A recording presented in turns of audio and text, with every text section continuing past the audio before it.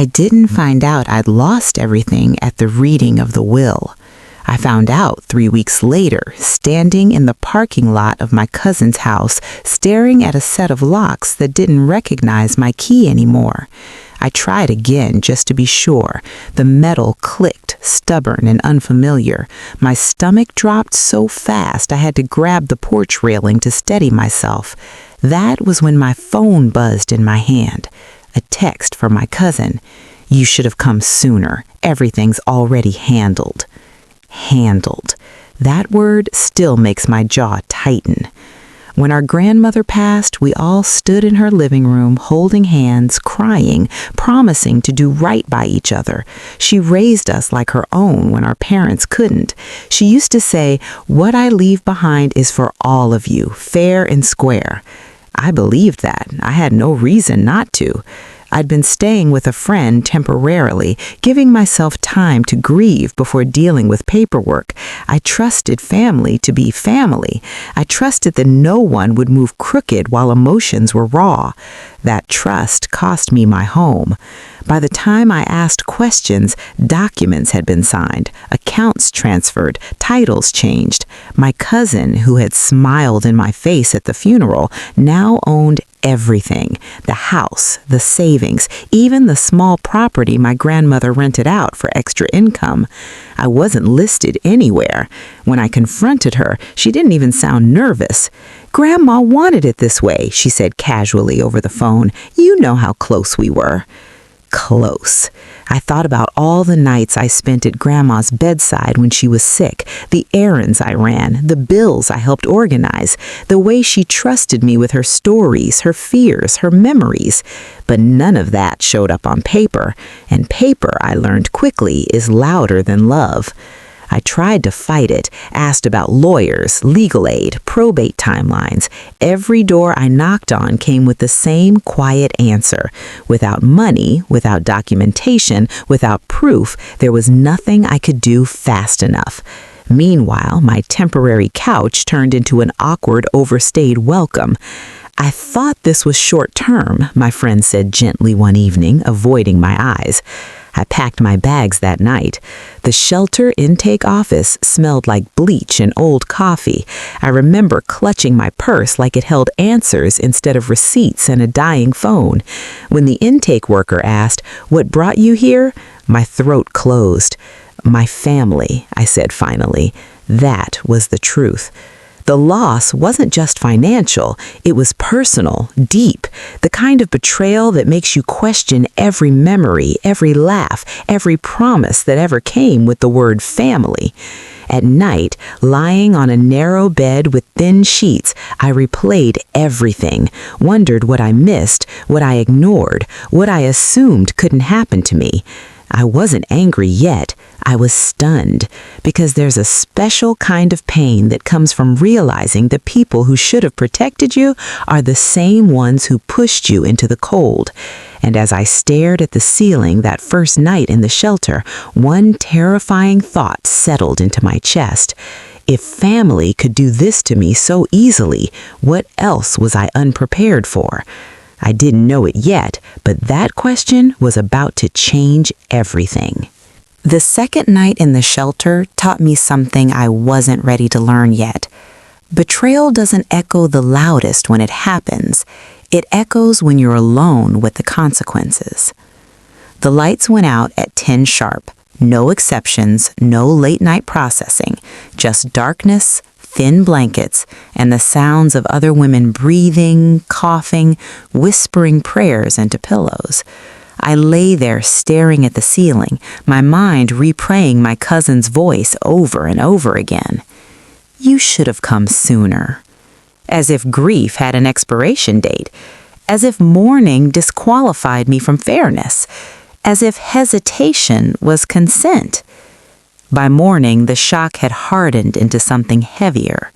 Shame. I stood in line for breakfast holding a plastic tray, aware of how invisible I suddenly felt. No one here knew I once had a home. No one knew I had helped my grandmother balance checkbooks, organize paperwork, keep track of what belonged to whom. All they saw was another woman who had fallen through the cracks. And the worst part? I started seeing myself that way too. After breakfast, a caseworker named Denise called my name. She was calm, efficient, not unkind, but not overly comforting either. She asked the questions in a practiced order. How long have you been unhoused? Do you have family support? Any income? When she asked about family, I hesitated. Yes, I said quietly, but not the kind that helps. She nodded like she understood exactly what that meant. Denise explained the rules, curfews, chores, check-ins, programs I could apply for. None of it felt temporary, even though everyone kept calling it that. Temporary becomes permanent faster than people admit. That afternoon, I called my cousin. Not to beg, not to yell, to understand. She answered on the second ring, cheerful, distracted. I just wanted to ask, I said carefully, my voice steady in a way my chest wasn't, why you didn't tell me about the changes. There was a pause, just long enough. Because you'd make it complicated, she said, and honestly, you don't really need it like I do. Need. That word sliced deeper than anger ever could. She talked about her kids, her plans, her stress, as if my life had simply been edited out of the equation, as if survival was a competition she decided to win quietly. I hung up without saying goodbye. That night, I cried in the bathroom stall so no one would hear me, not the loud, dramatic kind of crying, the silent kind, the kind where your body shakes but no sound comes out because you're too tired to make one. I wasn't just grieving my grandmother anymore. I was grieving the illusion of family loyalty, the belief that blood meant protection, the assumption that fairness was automatic. In the days that followed, I started noticing patterns. Women whose partners took everything, women whose siblings locked them out, women whose parents chose favorites and left the rest to fend for themselves. I wasn't special. I wasn't unlucky. I was part of a system that rewards whoever moves first and punishes those who trust. That realization hurt, but it also woke me up. I started asking different questions, not why did this happen to me, but what do I do now that it has? I signed up for every class the shelter offered, resume help, financial literacy, workforce training, anything that reminded me I wasn't done yet. Still, the nights were the hardest, because every time I closed my eyes, I saw that front door again, the lock, the key that no longer fit, and the truth I was slowly being forced to accept. I couldn't undo what my cousin had done, but I could decide what her betrayal would cost me and what it wouldn't. That decision hadn't fully formed yet, but it was coming, and when it did, it would mark the moment I stopped surviving the loss and started building something she could never take from me. The third week taught me the difference between being homeless and being erased. Homelessness is losing shelter. Erasure is losing recognition. At the shelter, your name becomes a number on a clipboard. Your story gets compressed into check boxes and intake summaries. Trauma turns into bullet points. And if you're not careful, you start shrinking yourself to fit the space people expect you to occupy. I felt it happening. I stopped mentioning my grandmother, stopped explaining how I'd ended up here, stopped correcting assumptions. It was easier to let people believe I'd always been one step from the edge. But inside, something resisted that lie. Every morning I forced myself to shower, even when the water was lukewarm and the stalls offered no privacy. I pressed my clothes flat with my hands when there was no iron. I showed up to workshops early and sat in the front, not because I wanted attention, but because I refused to disappear. One afternoon during a resume class, the instructor asked us to list our skills. I froze. For years, I had defined myself by what I did for family, caretaking, supporting, filling gaps quietly so no one else had to notice. None of that felt like it belonged on a resume. But the instructor waited, so I wrote anyway. Organization, budgeting, scheduling, problem solving. The words looked strange on the page, like they belonged to someone else. But when I read them back, something shifted. These weren't favors, they were skills.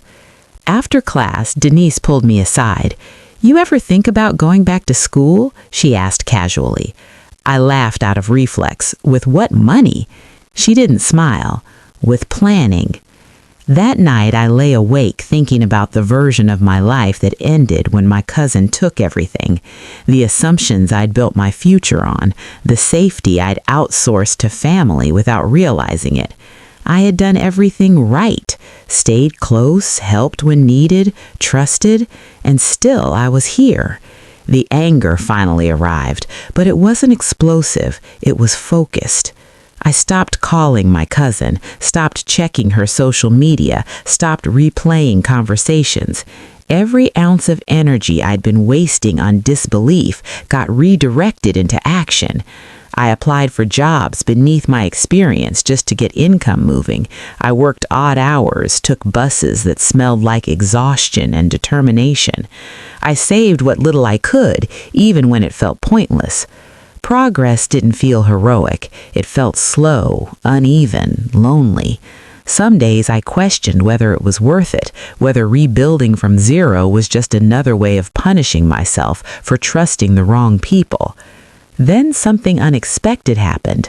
A woman from the shelter, older, quiet, always watching, sat beside me during dinner. "I see you," she said softly. I looked up, startled. "What?" She continued, "You don't belong here, not because you're better, but because you're still standing like you expect more." Her words stayed with me. I began to expect more, from myself, from systems, from the future. I enrolled in a certification program with help from a workforce grant.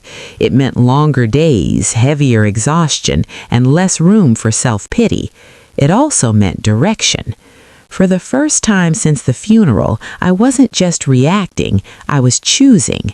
One night, while studying under fluorescent lights that buzzed like they might give up at any moment, I realized something important. My cousin took what my grandmother left behind, but she hadn't taken what my grandmother gave me: work ethic, discipline, pride. Those weren't written into a will, they couldn't be signed away. That realization didn't erase the hurt, but it reframed it. I wasn't rebuilding because I had something to prove. I was rebuilding because I deserved stability that didn't depend on anyone else's morality. Still, I knew the hardest part was ahead, because rebuilding a life is one thing. Rebuilding trust in yourself, in your judgment, in your future is another. And I was about to face the moment that would test whether I truly believed I could stand without the safety net I once thought family provided. The moment that tested my trust didn't come with drama. It came disguised as help. About 2 months into the certification program, my cousin reached out again. This time the message was longer, carefully worded, soft around the edges. "I've been thinking about everything," she wrote. "I know things didn't go how you expected. Maybe we can talk. I don't want bad blood between us." Bad blood, as if blood had been the problem.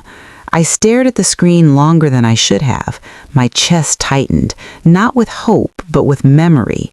The lock that didn't turn, the word handled, the way she decided my need mattered less than hers. Still, the temptation crept in. Because when you've been sleeping on borrowed beds and plastic mattresses, any offer that smells like stability feels dangerous in a different way. My mind started building justifications before I could stop it. Maybe she's changed. Maybe I don't have to carry this alone. Maybe peace looks like compromise. I brought the message to Denise. She read it once, then looked at me over her glasses. "What do you want from this conversation?" she asked. I opened my mouth, closed it. "I don't know," I admitted. She nodded. "Then you're not ready to have it." That answer irritated me at first. I wanted clarity, not restraint. But later that night, lying in my bunk, I understood what she meant. If I couldn't name my needs, I'd default to theirs. That's how I ended up here in the first place. I didn't respond to my cousin. Instead, I focused on finishing my coursework. I studied during lunch breaks, took practice exams on borrowed laptops. I passed my first certification test on a Wednesday afternoon with shaking hands and a quiet smile. No one clapped, no one congratulated me loudly, but I walked out of that testing center taller. With the certificate came a better job offer. Not glamorous, not high-paying, but stable, consistent, mine. The shelter helped me transition into temporary housing, a small room with a door that locked and walls that didn't echo with other people's lives. The first night there, I sat on the bed and cried again. This time, the tears felt different. They weren't for what I lost, they were for what I was building. I started budgeting seriously, writing down every dollar, watching my savings, small as it was, grow slowly, painfully, honestly. Every number felt like proof that I could take care of myself without shortcuts. That's when the fear hit, the quiet kind, the kind that asks, what if this falls apart too? Without family backing me, without inherited safety, without someone to catch me if I slip. I brought that fear into therapy. I don't trust anything permanent anymore, I said. Not people, not stability, not even success. My therapist didn't rush to reassure me. That makes sense, she said, but mistrust isn't the same as discernment. She helped me separate the two. Mistrust keeps you frozen. Discernment keeps you safe while moving forward. I was learning discernment, learning how to let opportunity in without surrendering control, learning how to accept help without giving up autonomy, learning how to say no without guilt. Weeks later, my cousin tried again. This time she offered money. Just until you get on your feet, she said in a voice message, no strings. I laughed out loud when I heard it, because I finally recognized the pattern. Strings don't disappear just because someone says they aren't there, and I wasn't desperate enough anymore to pretend otherwise. I didn't respond. That was the moment something solidified inside me. I no longer needed her acknowledgement. I no longer needed fairness retroactively. I no longer needed to be made whole by the person who broke trust in the first place. I was learning how to stand in a life built without borrowed stability, and as uncomfortable as that was, it was also empowering, because for the first time since my grandmother passed, I wasn't waiting for someone else to do right by me. I was doing right by myself. Still, I knew the real test wasn't about resisting my cousin. It was about facing the part of me that still wondered if independence was just another word for loneliness. That question would come soon, and when it did, I would have to answer it honestly, or risk repeating the same mistake in a different form. Independence didn't feel lonely at first. It felt quiet, too quiet. When you've lived your life surrounded by other people's expectations, chaos can feel like connection. Noise can feel like belonging. And when that noise disappears, the silence can start asking questions you don't feel ready to answer. I noticed it most at night, after work, after studying, after the routines that kept me upright. I'd sit on the edge of my bed and feel the weight of having no one to lean on, no safety net, no inherited cushion, no family waiting in the wings if I fell. Just me. The old fear crept in gently, pretending to be practical. What if something happens? What if you get sick? What if one bad month undoes everything? That fear sounded reasonable. It always does. I talked about it in therapy, my voice low, embarrassed by how vulnerable it made me feel. I don't want to depend on anyone, I said, but I don't want to be alone either. My therapist nodded slowly. Those aren't opposites, she said, but trauma can make them feel like they are. That sat with me. I started paying attention to the difference between connection and dependence, to the way I'd once confused access to people with safety, how I'd mistaken proximity for protection. family dinners that came with conditions, support that came with expectations, love that came with leverage. I didn't want that anymore, but I still wanted people. So I started small. I let myself build community instead of clinging to blood ties that had already proven unreliable. Co-workers I trusted, women from the certification program, shelter friends who understood the unspoken language of starting over. We didn't share bank accounts, we didn't share obligations, we shared honesty. That felt healthier than anything I'd known before. Still, there were moments when doubt returned, like the day I received a letter from the county addressed to my grandmother's estate. My heart raced as I opened it, hands trembling, hope flaring against my better judgment. Maybe something changed. Maybe there was a mistake. Maybe... The letter was routine, informational, nothing for me. I sat there staring at the page, the finality of it sinking in. This was real, permanent, done. The inheritance was gone, and for the first time, instead of collapsing under that truth, I felt something unexpected, relief. Because waiting for justice that may never come is its own kind of prison. I stopped imagining alternate endings where my cousin apologized or fixed things. I stopped rehearsing conversations that would never happen. I stopped tying my sense of worth to an outcome I couldn't control.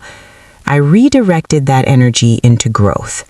I took on extra responsibilities at work. I saved aggressively. I learned how to protect myself legally and financially, things no one ever taught me because they assumed family would fill the gaps. That assumption had nearly destroyed me. One evening, a coworker invited me out for dinner. I almost said no out of habit. Then I caught myself. Isolation can disguise itself as independence, so I went. We talked about work, life, dreams, nothing heavy, nothing transactional, just human connection without expectation. I laughed harder than I had in months. On the walk home, something clicked. Loneliness wasn't the cost of independence, fear was. Fear of trusting again, fear of choosing wrong, fear of standing without a net.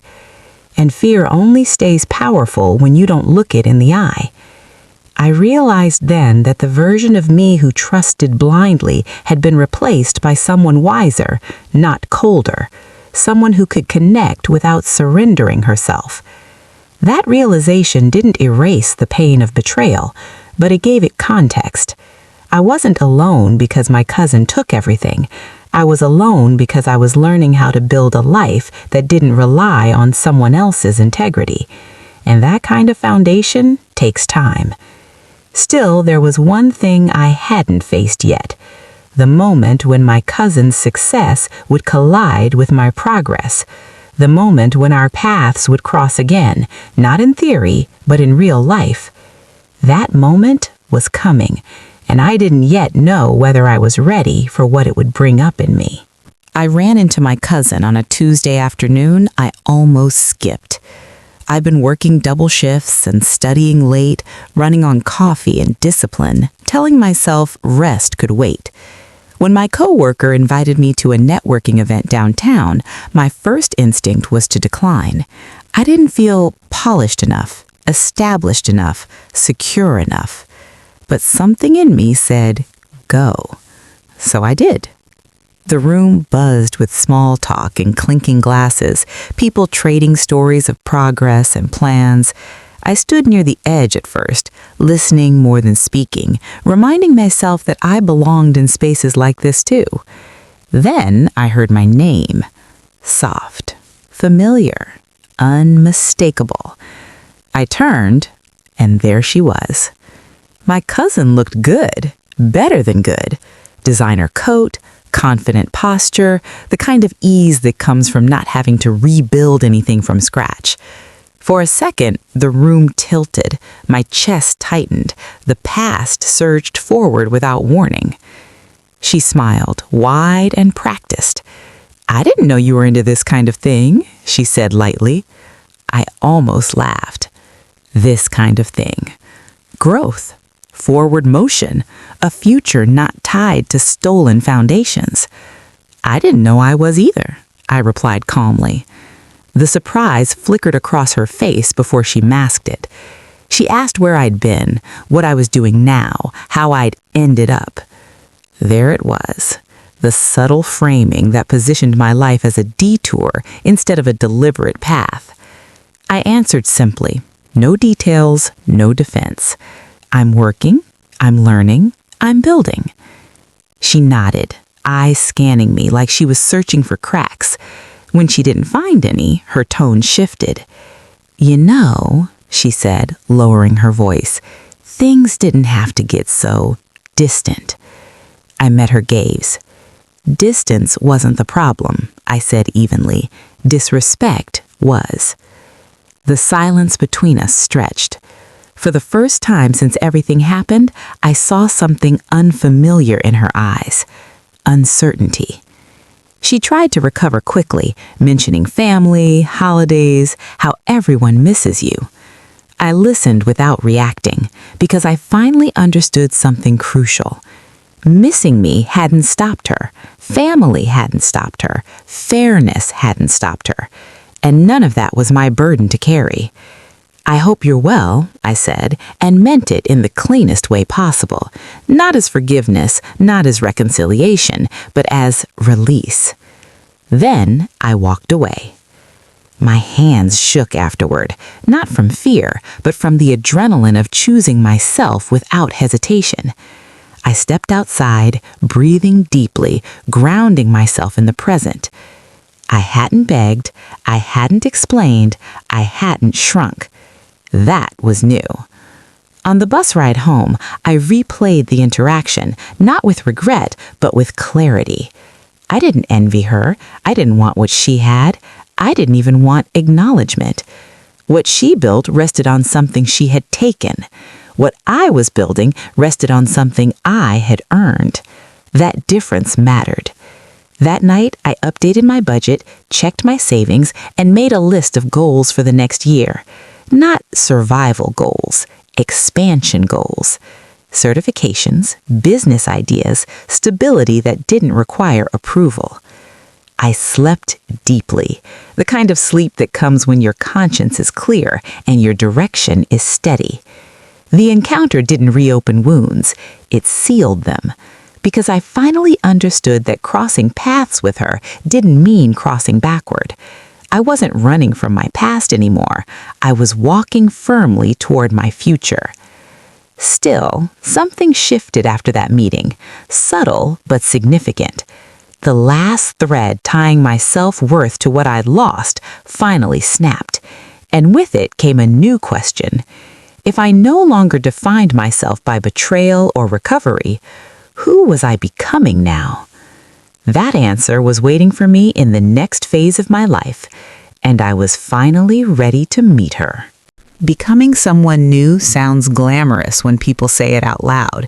In real life, it feels awkward.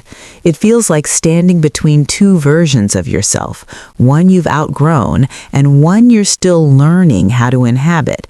After the encounter with my cousin, I felt untethered in a way I hadn't expected.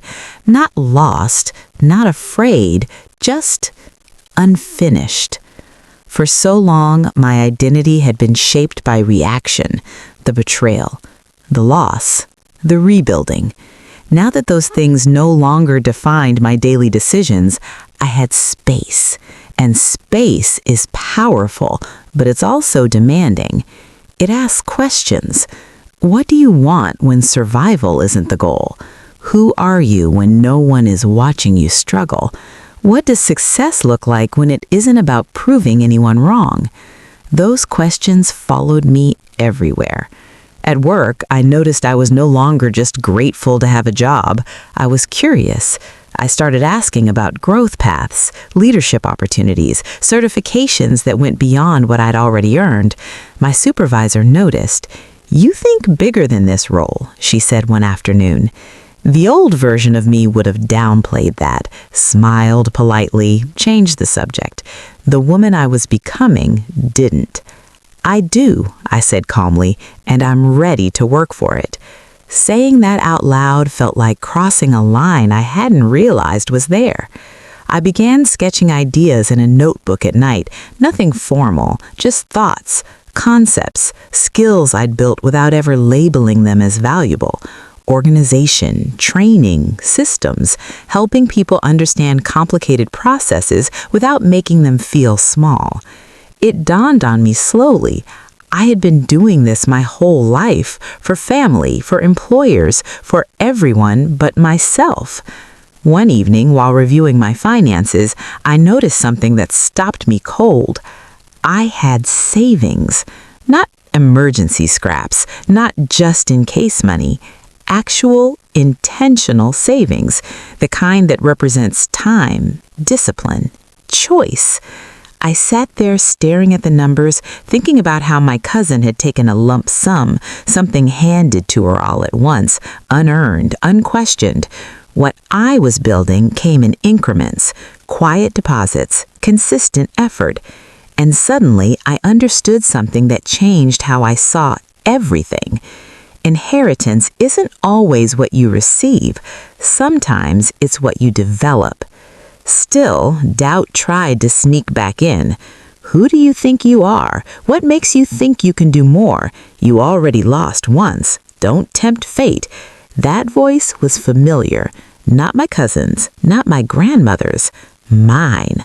The one shaped by years of deferring, trusting, assuming someone else would handle the big decisions. I had to face it the same way I faced everything else now, directly. I started working with a mentor through a local program, someone who had built her own business from nothing. She listened to my ideas without rushing to correct them. "You're not thinking too big," she said finally. "You're thinking scared." That landed hard. Fear had been useful once. It kept me alert. It kept me cautious. But now it was limiting me. I spent weeks refining a plan, not to escape my job, not to chase quick money, but to build something sustainable, something rooted in the very skills that had kept me afloat when everything else fell apart. Some nights, exhaustion made me question the point of it all. Why work this hard when life could still be unfair? Why aim higher when security felt safer? Then I remembered the lock, the key that didn't fit, the moment I realized fairness isn't guaranteed. That memory no longer paralyzed me. It fueled me because I knew this much now. If stability could be taken, it had to be rebuilt on terms no one else controlled. And I was closer than I realized. But before I could step fully into what I was building, there was one final reckoning waiting for me. Not with my cousin, not with the system, not even with the past, with my mother. She had stayed silent through everything, neutral, unavailable, careful. And the truth was, I hadn't decided yet whether that silence was something I could carry forward. That conversation was coming, and I didn't know whether it would strengthen me or reopen wounds I'd fought hard to close. My mother didn't call. She never did. Her silence had been a constant background noise since my grandmother passed. Low, steady, impossible to ignore once you noticed it. At first, I told myself she was grieving. Then I told myself she didn't want to get involved. Eventually, I had to admit the truth.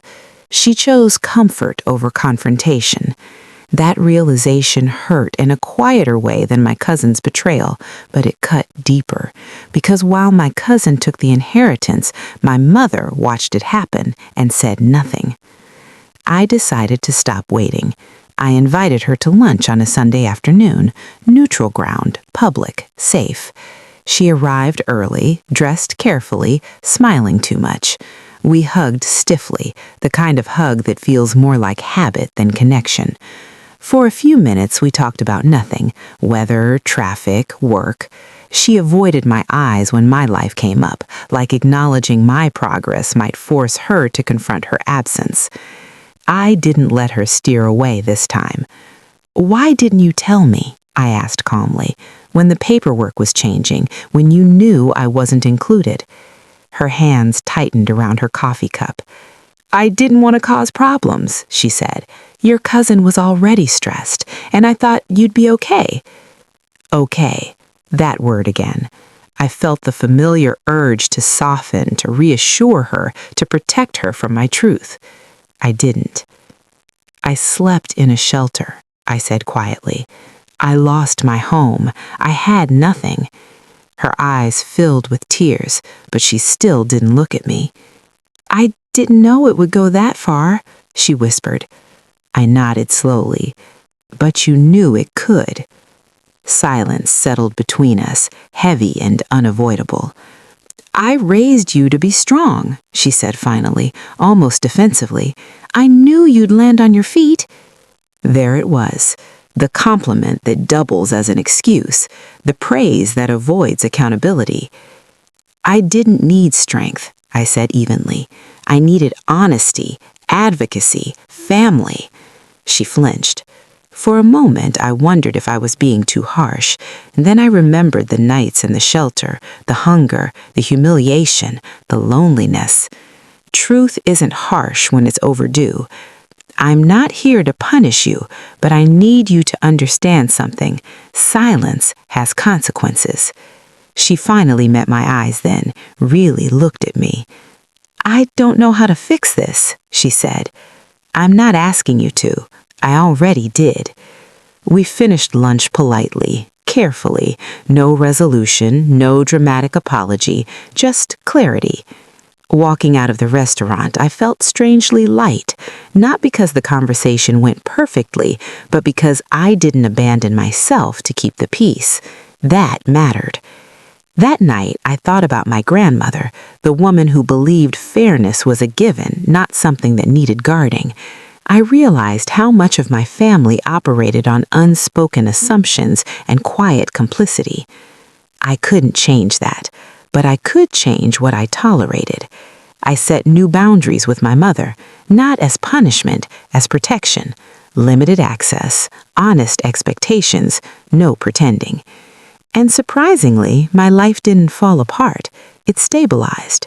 The more I honored my truth, the less room there was for resentment, the more grounded I felt in who I was becoming. This wasn't bitterness, it was maturity, the kind that comes from choosing integrity over illusion. As I prepared for bed that night, one thought settled into my chest with certainty. I had faced everyone who needed facing. My cousin, my mother, my own fear. What remained wasn't unfinished business, it was possibility. And in the next chapter of my life, I wouldn't be reacting to loss anymore. I'd be expanding into purpose. And that was a future no one could lock me out of. Purpose doesn't announce itself. It settles in quietly, like a thought you keep returning to without realizing why. After the conversation with my mother, something in me stopped bracing for impact. I wasn't waiting for another betrayal, another disappointment, another rug pull. I had finally accepted a truth that felt both heavy and liberating. No one was coming to save me, and no one needed to. That realization didn't make me cold, it made me clear. At work, I started noticing inefficiencies the way I always had, systems that didn't make sense, processes that confused people, small problems that created big stress. Before, I would fix them quietly and move on. Now, I spoke up. I have an idea, I said in meetings. I can streamline this, I offered without apology. People listened. That surprised me more than it should have. My supervisor asked me to train a new hire, then another, then a small group. I watched their shoulders relax as I explained things simply, without judgment, without rushing them. I'd seen that look before, in the shelter, in classrooms, in women who just needed someone to make the world feel navigable again. One afternoon, as I walked home with a notebook full of scribbles and half-formed ideas, it hit me. This wasn't just a job skill, it was a calling. I started researching at night, business licenses, consulting models, service-based entrepreneurship. The words felt intimidating at first, like they belonged to someone braver, wealthier, more legitimate than me. Then I remembered something my grandmother used to say. Legitimate is whoever shows up and does the work. I smiled at that. I didn't quit my job. I didn't announce anything. I built quietly, registered a small business, created a simple website, offered my services to a handful of people who already trusted me: resume help, organizational consulting, basic financial education for women starting over. The first time someone paid me for my knowledge, I cried. Not because of the money, but because no one could take this from me. There was no paperwork my cousin could alter, no signature my mother could ignore, no lock I didn't have the key to. This was mine. The business grew slowly, intentionally, one referral at a time. I reinvested everything. I learned as I went. Some weeks were exhausting, some months were uncertain, but every step felt aligned in a way my old life never had. I moved out of temporary housing into a small apartment I chose myself, signed the lease with my own name, my own credit, my own confidence. The day I got the keys, I stood in the empty living room and laughed out loud. Not hysterical laughter, not bitter laughter, free laughter. I thought about the inheritance again, not with longing, not with anger, but with perspective. What my cousin took would have kept me comfortable for a while. What I was building was keeping me capable. That difference mattered. Still, there was one final test waiting for me, not from my family, not from money, not from the past, from success. Because success has a way of resurfacing old questions. Who do you share this with? Who gets access now? Who do you trust when things are going well? I wasn't naive enough to think growth wouldn't bring new challenges, but I was wiser now, and ready. Because the woman I was becoming no longer confused opportunity with obligation or success with safety. The final chapter of this journey wasn't about proving anything. It was about choosing, deliberately, the life I wanted to live. And that choice was about to be tested in a way I didn't expect. Success didn't arrive with fireworks. It arrived with emails, referrals, inquiries, calendars filling faster than I expected. My small business, once just a cautious experiment, was starting to demand real decisions: pricing, boundaries, time management, growth. And with that growth came attention. People who hadn't checked on me when I was sleeping on couches suddenly wanted to catch up. Distant relatives started liking my posts. Old acquaintances messaged with curiosity that felt suspiciously timed. I saw the pattern immediately. When you're struggling, people offer sympathy. When you're rising, they offer proximity. The real test wasn't whether I could succeed, it was whether I could protect that success without guilt. One afternoon, my phone rang with a number I hadn't saved but recognized instantly. My cousin.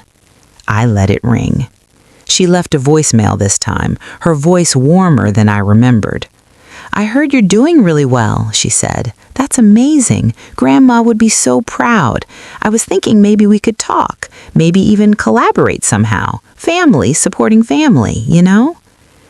I sat very still as the message ended. Collaborate. That word carried weight now. I replayed the message once, not to analyze her tone, not to search for sincerity, but to listen to my own body. No panic, no anger, just clarity. I didn't owe her access to the life she'd helped dismantle. That night, I wrote out my response, not to send, but to settle my thoughts. I am not responsible for repairing what I didn't break. I don't have to reopen doors I fought to close. Success doesn't require reconciliation. The next day, I deleted the voicemail. No response was the response. At work, I reduced my hours, not out of arrogance, but intention. I reinvested that time into my business, refining my services, raising my rates modestly, trusting the value I brought. Each decision felt like another brick laid carefully into a foundation I could stand on. One evening, while reviewing contracts at my dining table, I realized something quietly powerful. I wasn't afraid of losing everything anymore, because I knew how to rebuild. That knowledge changed how I moved through the world. I no longer overextended myself to be liked. I no longer explained my boundaries. I no longer mistook familiarity for trust. I chose my circle carefully. Mentors, peers, clients who respected my time. Not everyone got access. And that wasn't bitterness, that was wisdom. Still, there was one lingering question I hadn't fully answered. What does forgiveness look like when reconciliation isn't safe? What does peace mean when accountability never came? I didn't have neat answers yet, but I knew this. Forgiveness didn't mean forgetting, and peace didn't mean reopening wounds. As my life expanded, I felt the final shift approaching, the one where my past would stop whispering in the background of every achievement. I was close now, close to a place where betrayal no longer shaped my decisions, close to a life defined not by what I lost, but by what I chose. And in the final part of this story, I would stand fully in that choice, without apology, without bitterness, without looking back. Forgiveness came to me sideways, not as a feeling, not as a decision, but as a release of effort. I stopped working so hard to hold the past in place. I noticed it one evening while updating my client intake forms. I had added sections about boundaries, expectations, and communication, not just for them, but for me. Clear policies, clear timelines, clear roles. No assumptions, no gray areas. And suddenly, I understood why I felt so steady. I wasn't building my life on trust anymore. I was building it on clarity. That distinction changed everything. I didn't need to forgive my cousin in the traditional sense. I didn't need to feel warmth toward her or rewrite the story to make it easier to digest. I simply stopped carrying her actions as a reference point for my own choices. She became irrelevant to my decision-making. That, I realized, was forgiveness in its most practical form. My business reached a milestone that month. Steady income, repeat clients, referrals coming in without me chasing them. I hired a part-time assistant. The first time I paid someone else, I sat back in my chair and laughed softly. I used to be afraid of money, afraid of not having it, afraid of trusting it, afraid of losing it. Now, I respected it. I knew what it could do and what it couldn't. Money couldn't guarantee loyalty. It couldn't protect me from betrayal. It couldn't replace integrity, but it could give me options, time, choice, and I used those wisely. I moved into a better apartment, not bigger, not flashy, just intentional. I furnished it slowly, paid in cash where I could. Each purchase felt grounded, not compensatory. One afternoon, my mother stopped by unannounced.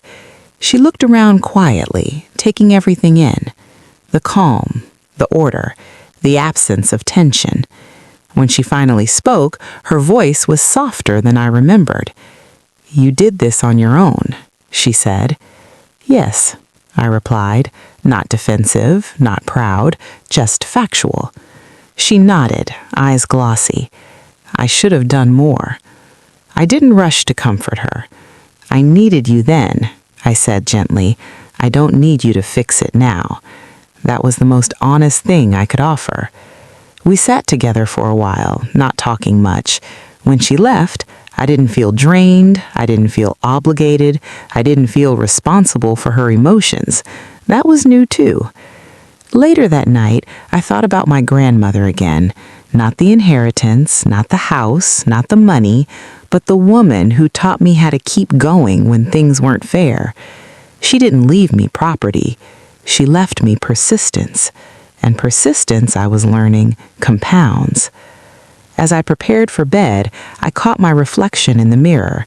The woman looking back at me didn't look hardened or bitter. She looked settled. I wasn't chasing closure anymore. I wasn't waiting for apologies.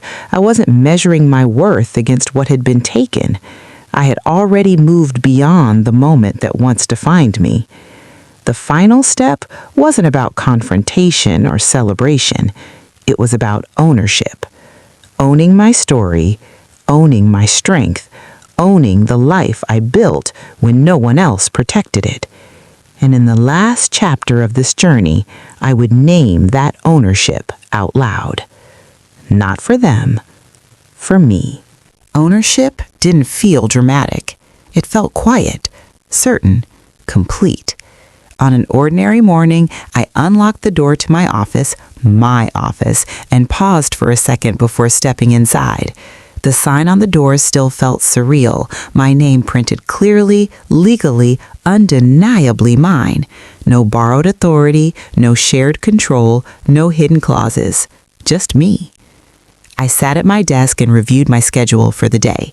Clients, planning, growth. The kind of work that once felt unreachable when I was counting shelter curfews instead of calendar blocks. I thought about how far I'd come, not in distance, but in definition. I was no longer the woman who lost an inheritance. I was the woman who built one. Not in property, not in handed-down wealth, but in capability. I owned my time, I owned my decisions, I owned my future. The betrayal that once felt like the end of my story had become the turning point I refused to let define me. My cousins still owned what was left behind, the house, the paperwork, the illusion of victory, but I owned something far more durable, self-trust. I trusted my judgment now, my instincts, my ability to survive what I never planned for and still rise with intention. That trust showed up everywhere, in how I chose clients, in how I spent money, in how I protected my peace, in how I loved without surrendering myself. When people asked about my family, I answered simply, honestly, without bitterness, without explanation. Some doors closed, some stayed closed, and some I chose not to reopen. That was power. One evening, sitting alone in my apartment, I thought about the younger version of myself, the one who believed fairness was guaranteed if you were good, loyal, patient. I wished I could reach back and tell her this. Sometimes the people who take from you also give you something you didn't know you needed, the push to claim yourself. I didn't get revenge. I didn't get apologies. I didn't get what was promised. I got something better. Freedom, agency, a life built on my own terms. And if there's one thing my story taught me, it's this. What's taken from you can hurt deeply, but what you build afterward can define you forever. If you learned something new from my life story, please like this video, subscribe to join our community for more stories like mine, and comment down below where you're watching this video from. I'd truly love to know.